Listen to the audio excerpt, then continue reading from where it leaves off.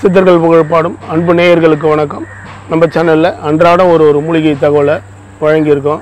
இப்போ நம்ம பார்க்கக்கூடிய ஒரு மூலிகை பார்த்தீங்கன்னாக்கா ரொம்ப அற்புதமான அரிய வகையான ஒரு மூலிகை.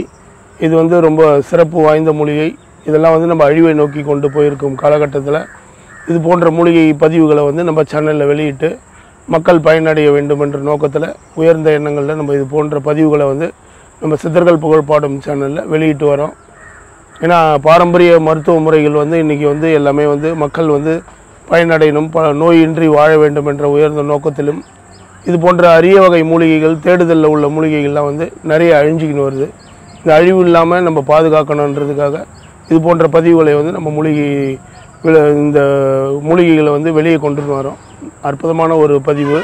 இப்போ பார்க்கக்கூடிய மூலிகையினுடைய பெயர்கள் பார்த்தீங்கன்னாக்கா காமரூபிணி கிழங்குன்னு பேர். இதனுடைய பேரே பார்த்தீங்கன்னாக்கா காமத்தை தூண்டக்கூடிய தன்மை உண்டு. காம உணர்ச்சிகள், ஆண் மலடு பெண் மலடுகளாக ரொம்ப சிறந்து ஆண்மைக்கு ரொம்ப சிறப்பான ஒரு கிழங்கு. இதனுடைய கிழங்கு செடி அமைப்புகள் பார்த்தீங்கன்னாக்கா சிறு செடி அமைப்பு. இலைகள் சிறு சிறிய இலைகள் தடிப்பாக இருக்கும். அழகாக நம்ம வீட்டுகளில் வளர்க்கக்கூடிய இந்த பட்டு ரோஜாவினுடைய வகையை சேர்ந்த இலைகள் அமைப்பாக இருக்கும். சின்ன மலர்கள் மஞ்சளும் வெள்ளையும் சேர்ந்த சிறு மலர்களாக இருக்கும். இது காட்டுகளில் தான் இருக்கும். தரைக்காடுகள் வனப்பகுதிகளில் வளரக்கூடிய ஒரு வன மூலிகை. இந்த மூலிகை ஒரு சிறப்பு வாய்ந்த ஆண்மை நிவர்த்தி, குழந்தையின்மை, மலடுகளுக்கு நல்ல ஒரு அற்புதமான ஒரு கிழங்கு. இப்போ இந்த செடியை நம்ம நேரடியாக பார்க்க போகிறோம். பார்த்து அதனுடைய கிழங்குகள், அதனுடைய தன்மைகள் எப்படி பயன்படுத்துறதுன்றதை பார்க்க போகிறோம். இப்போ நம்ம பார்க்கக்கூடிய மூலிகை தான் இந்த காமரூபிணி கிழங்கு. இதனுடைய அமைப்புகள் பாருங்கள். கீழே நல்ல கிழங்காக இருக்குது. மேலே சிறிய இலைகள் அப்படியே கொத்து கொத்தாக அதனுடைய அரும்புகள் இருக்கும். விதைகள் வெடித்து பரவக்கூடிய தன்மை உண்டு. கிழங்கு மூலியமாக நம்ம தோண்டி வளர்க்கலாம். இதனுடைய விதைகள் பார்த்திங்கனாக்கா சிறிதளவு அப்படியே நம்மளுடைய மணல் போன்ற இருக்கக்கூடிய தன்மை இதனுடைய விதைகள். இதனுடைய செடியினுடைய அமைப்பை பார்த்திங்கன்னா சிறு செடி. நம்ம தரைக்காடுகள்லேருந்து மலைக்காடுகள்லேருந்து வளரக்கூடிய ஒரு சிறிய செடி இனம். இந்த கிழங்குகள் ரொம்ப வீரியமானது. ஆண்மை குறைவு, குழந்தையின்மை, மலட்டுத்தன்மைக்கு அற்புதமான கிழங்கு. பேரே காமரூபிணி கிழங்குன்னு பேர். இதெல்லாம் அழிந்து வரும் மூலிகைகள். இதெல்லாம் நம்ம முன்னோர்கள் பயன்படுத்தி பலசாலியாகவும் உடல் பலம், குழந்தையின்மை, மலட்டுத்தன்மைகளை நீக்கி இதெல்லாம் உணவு முறையான ஒரு மருத்துவ முறைகள் கொண்ட ஒரு அற்புதமான ஒரு மூலிகை. இந்த மூலிகையை இப்போ நம்ம நேரடியாக காமிச்சிருக்கோம். இதனுடைய பயன்கள், இதனுடைய செய்முறைகளை இப்போ நம்ம தெளிவாக விளக்கி கூற இருக்கோம்.